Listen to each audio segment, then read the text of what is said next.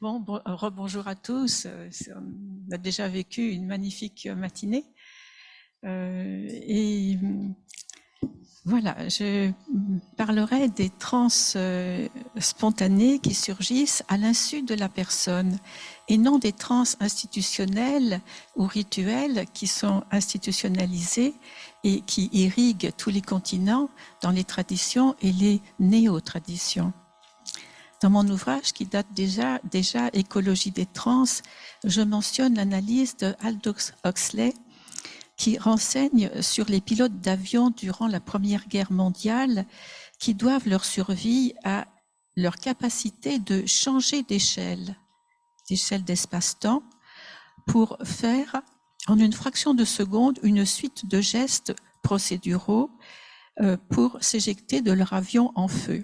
Je parlais aussi dans les sports, de sports extrêmes et de la championne du monde de ski en kilomètres lancés, Cathy Breton, qui à 180, maintenant ils sont à 250, mais à 180 km/h, voit le public sur les côtés, et c'est en quelques secondes, et elle les entend. Elle entend leur voix distinctement. Et puis, de mon propre exemple qui m'a quand même marqué, c'est que sur une injonction d'une animatrice qui en fait était une Yalorisha, une médium, elle vient vers moi et bon, elle me dit danser et mon corps part tout seul et je suis très surprise. Et à l'issue de cette possession que je ne comprenais pas et que j'avais interprétée comme une crise d'hystérie, qui était peut-être une crise d'hystérie, je ne sais pas, la moitié des gens qui étaient là et qui étaient en tenue blanche est venue vers moi. Il m'a fait l'accolade brésilienne, une épaule, et c'était pas pour saluer le corps qui avait fait ça, mais l'entité qu'ils avaient reconnue comme une force de l'air, des tempêtes, et qui s'appelle Yansa dans la religion Yoruba. Dans la religion, oui, Yoruba, mais surtout Ubanda. Alors depuis, bien évidemment, je peux ajouter des expériences célèbres, celle de Corinne Sombrin, que vous connaissez tous, celle d'une moins célèbre, d'une amie qui fait le marathon du sable et qui tout d'un coup est au-dessus de son corps et se voit courir, et ça l'évite de souffrir. Et puis tous les sports extrêmes, les pilotes de course, les plongeurs en apnée, etc., avec la proposition du concept de flow qui intéresse beaucoup de gens, de chercheurs. Alors, témoigner d'avoir vécu des trans est devenu plus une carte de visite aujourd'hui qu'un secret honteux à cacher hier. Je préfère parler de trans plutôt que d'état modifié de conscience, car le concept de conscience fait beaucoup référence à l'imaginaire épistémologique développé à partir des cultures, de la modernité occidentale du XVIe siècle, et qui jusque dans la pensée contemporaine. Et je préfère parler donc de quoi déjà? De contenu modifié de la perception. C'est une façon qui introduit l'environnement comme le faisait, comme l'a déjà fait depuis longtemps Francisco Varela, lorsqu'en 75 il publie l'inscription corporelle de l'esprit et développe une nouvelle conception phénoménologique à travers le concept de énaction, environnement-action, inaugurant le réemboîtement des éléments disjoints. Et c'est vrai qu'actuellement, on passe notre temps à réemboîter des éléments disjoints.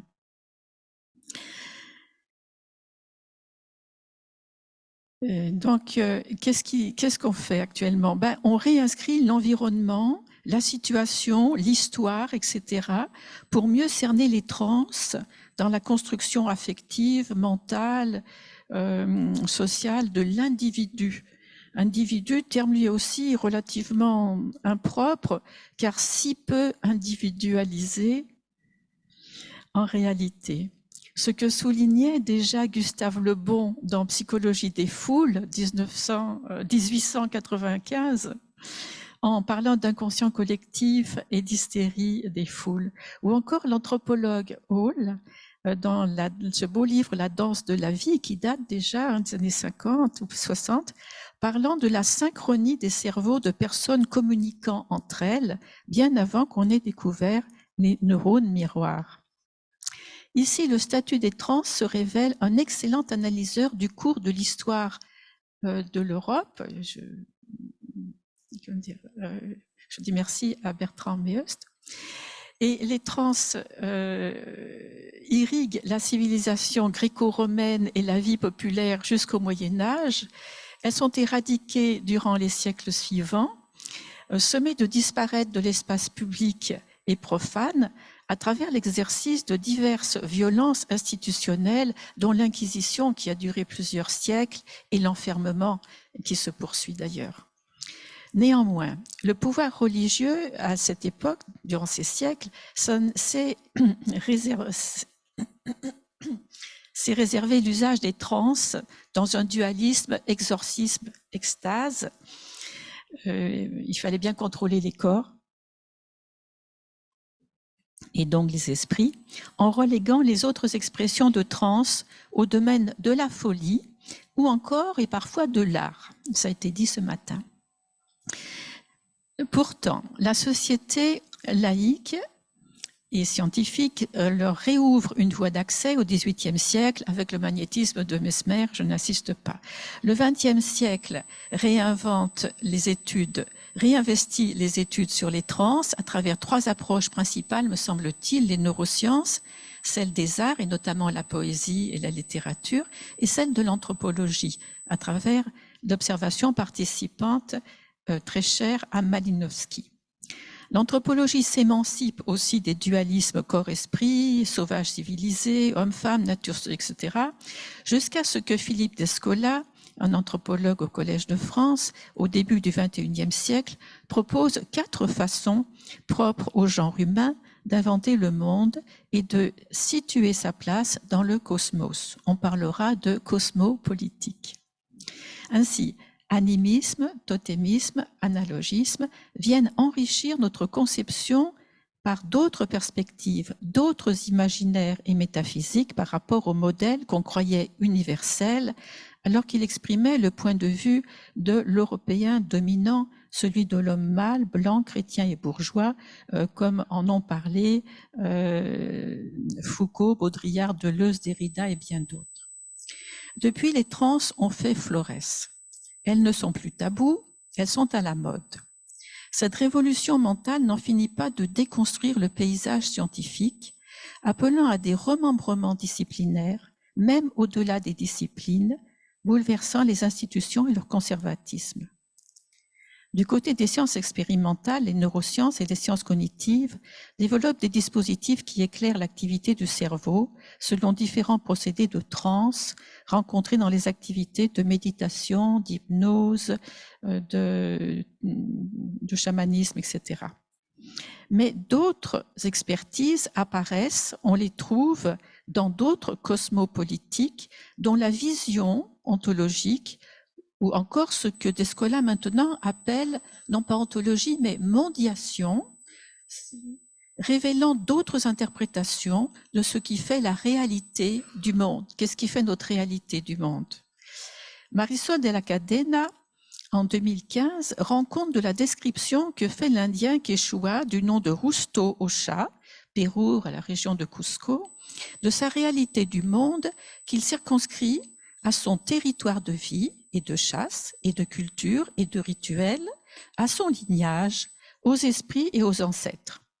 Rusto est très clair dans la définition qu'il nomme un ayou. Un ayou, c'est comme un tissu. Alors, là, j'ai un slide.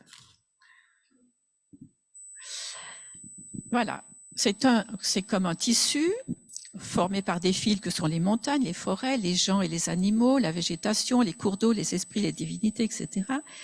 Ce sont comme des fils qui tissent et forment des motifs, et comme un fil tout seul n'est pas un tissu, un être humain n'est pas tout seul.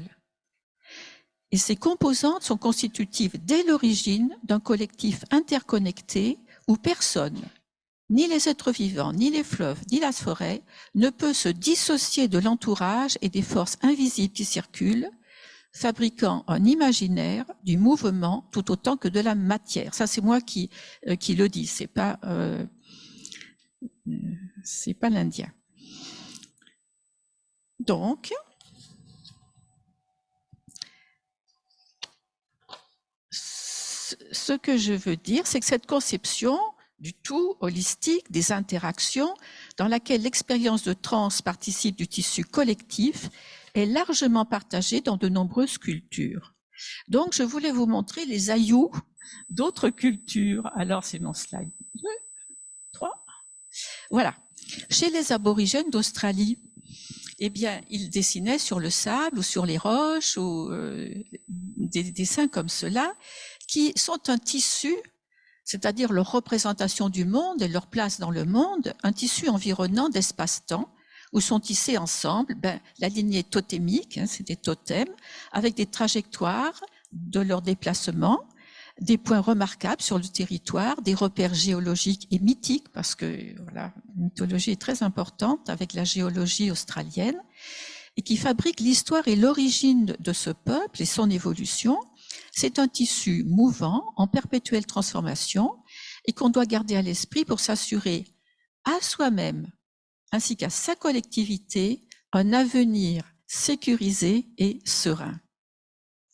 Mais que dire alors des bouddhistes qui font aussi des mandalas où ils ne regardent pas du tout ce que font les autres, les trois autres, et qui remplissent un quart du cosmos, et on s'aperçoit ensuite qu'ils ont fait quasiment la même chose ou d'une symétrie parfaite et d'une intelligence harmonieuse. Et ce qui est intéressant aussi, c'est que dans cet esprit du vide et de l'impermanence, une fois que leur mandala est terminé, qu'est-ce qu'ils font? Ils l'effacent. Bien sûr, que dire dans l'Afrique, cette manière de danser, chanter, éprouver des vibrations, éprouver les forces de la nature, les appeler avec les tambours ou se laisser posséder par elles. Et cela dit combien le corps, la vie, l'être est relié et interconnecté avec son environnement visible et invisible pour former un ciment collectif. Est-ce que j'ai une autre après? Oui. Alors, ce qui m'a intéressée, c'est de savoir si nous, dans notre culture, on était aussi en prise avec le aïou, c'est-à-dire notre représentation du monde et notre place dans le monde. Et j'ai pensé aux réseaux sociaux, parce que je pense aussi au web cosmique. J'ai pensé aux réseaux sociaux qui forment un tissu complexe, qui tissent des imaginaires, des valeurs, des modes d'être et de pensée, des façons d'être solidaires ou au contraire d'exclure d'autres, entre l'entraide et la prédation. Mais ce qui est intéressant, c'est que, rappelez-vous, l'Indien, il parle d'un territoire de chasse et de rituel. Et là, il n'y a plus d'unité territoriale. Le tissu, plein de trous et plein de déchirures. D'où il y a un problème de voisinage, on s'en rend compte, avec l'éclatement de notre société. Est-ce qu'il y a des regroupements communautaires? Point d'interrogation. Beaucoup d'isolement physique dans un espace qui est devenu incohérent, un espace, oui, incohérent, et qui illustre assez bien, d'ailleurs, je trouve, les dérives des conflits actuels. Alors, il s'agit donc de perception non seulement de temps et de l'espace, mais encore du réel comme on l'imagine, de la mondiation. L'individu n'est pas individualisé. Un fil tout seul n'est pas un tissu. Cela change tout, de la perception de soi jusqu'aux sphères sociopolitiques et économiques. Tout ce qui constitue ces tissus sont, comme le soulignait Descola, intégrés à la personne. Or, nos mentalités en Occident n'ont pas fonctionné ainsi. On a établi la réalité nue de l'individu, et l'art le montre assez bien, puis on l'a inséré dans un décor idéologique, économique et politique, mais aussi biologique. Et c'est, de mon point de vue, pour cela que le phénomène des trans reste un mystère pour l'entendement occidental, et donc pour les sciences qui tentent de faire dire au cerveau ce qu'elles sauraient. Mais le cerveau ne peut rien dire d'autre que montrer sa gymnastique. Irriguer ici, modifiant ses ondes électriques là, connectant des zones ou au contraire les déconnectant. Je dirais, et alors? Ces expériences devraient être conduites pour beaucoup d'autres domaines phénoménologiques et être comparées. Par exemple, le surgissement de l'attrait ou de la répulsion, la réaction aux différentes odeurs, le contact avec un animal, la passion amoureuse, le décès ou la naissance d'un proche, etc.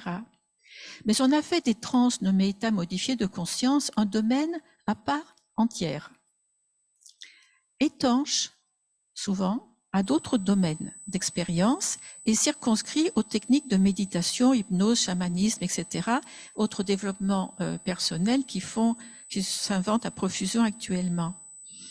Quelle est la nature du biais scientifique dans les expériences qui circonscrivent la transe à son impact sur l'activité cérébrale?